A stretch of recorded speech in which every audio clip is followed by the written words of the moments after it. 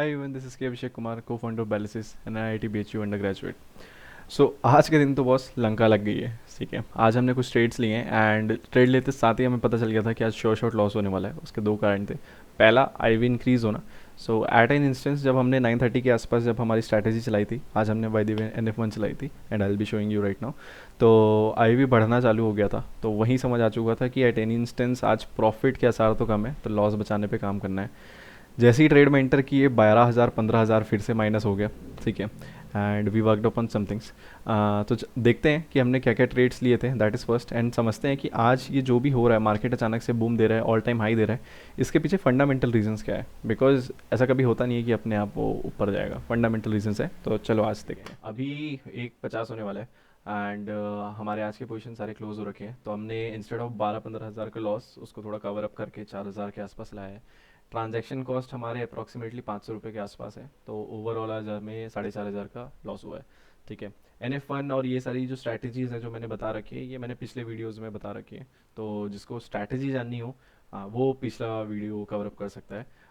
कल का ही वीडियो देख लेना, 10 जुलाई का, 11 जुलाई का। बट आज हम ये समझते हैं कि आज जो अचानक से एक सब्सटेंशियल मूव आया है, ठीक है, यहाँ से मार्केट चालू होता है और यहाँ पे ख़त्म होता है। इट इज़ अप्रॉक्सीमेटली 1% के आसपास का मूव दे रहा है अपने ओपन के रिस्पेक्ट। इंडेक्स यूजुअली 1% का मूव देता नहीं है, इसकी प्रोबेबिलिटी एंड चांसेस काफ़ी कम होते हैं। ठीक है, तो आप समझते हैं कि ऐसा हो क्यों रहा है। तो अपन आते हैं ट्रेडिंग इकोनॉमिक्स पे। If you don't know this website is for world economics and सारे फैक्चुअल डेटा। ठीक है, यहाँ पे डेटा सेंटर्स हैं, तो दिस हेल्प्स मी।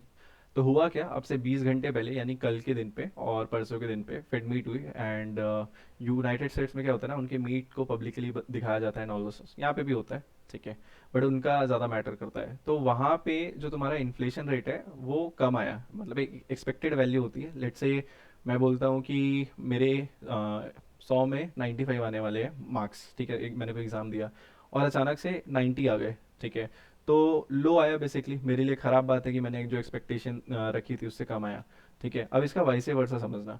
यूएस में इन्फ्लेशन रेट उनकी जो एक्सपेक्टेशन थी, उससे इन्फ्लेशन रेट कम आया। अब अगर इन्फ्लेशन रेट कम आता है, इसका ये एक पॉजिटिव साइन है कि आपके देश में बेसिकली ग्रोथ हो रही है, इन्फ्लेशन कम हो रहा है, क्रेडिट वाली चीज़ें कम हो रही हैं। ठीक है, तो पहली चीज़ ये है। अब यूएस में अगर इन्फ्लेशन रेट कम होता है पहला, तो उसके साथ साथ क्या क्या होगा, वहाँ की जो फेडरल बोर्ड है, जैसे यहाँ पे आरबीआई, वहाँ पे फेडरल बोर्ड है, उनकी फेडरल बोर्ड वहाँ के इंटरेस्ट रेट कम करने के ऊपर सोच सकती है।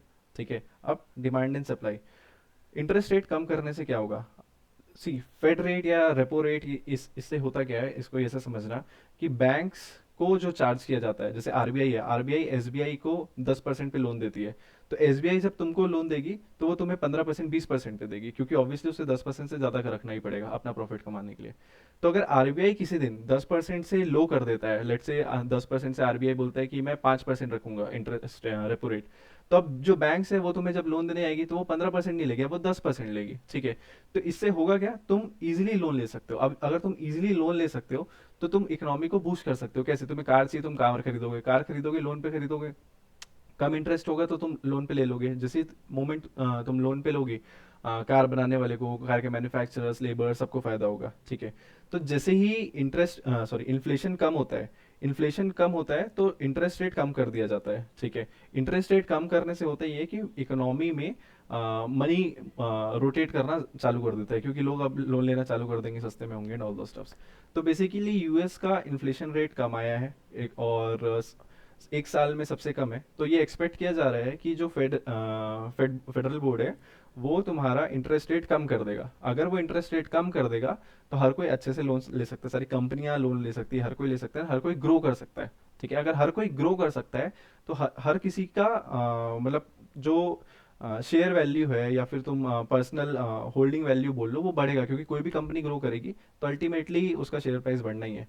तो वो चीज़ हम यहाँ पे देख रहे हैं कि मार्केट ऊपर जा रहा है।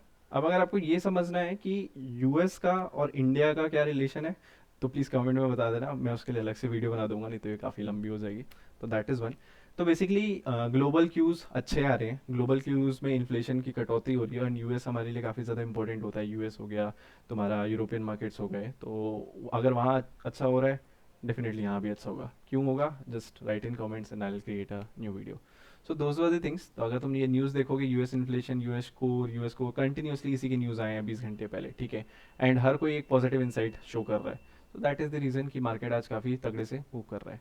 ये इन्फॉर्मेशन हमारे पास पहले से थी, फिर भी हमने ये पोजीशन क्यों बनाई जब पता था। सेटअप पे बिलीव है बेसिकली, ऐसा समझ लो कि सेटअप काम करता है, एंड कभी प्रॉफिट होगा कभी लॉस होगा, and will have to take it happily, उसको एक्सेप्ट करना चाहिए। तो आज मेरा लॉस था, मैंने एक्सेप्ट कर लिया, लॉस मिनिमाइज जितना कर सकता था कर लिया, ठीक है। So that was it for today guys.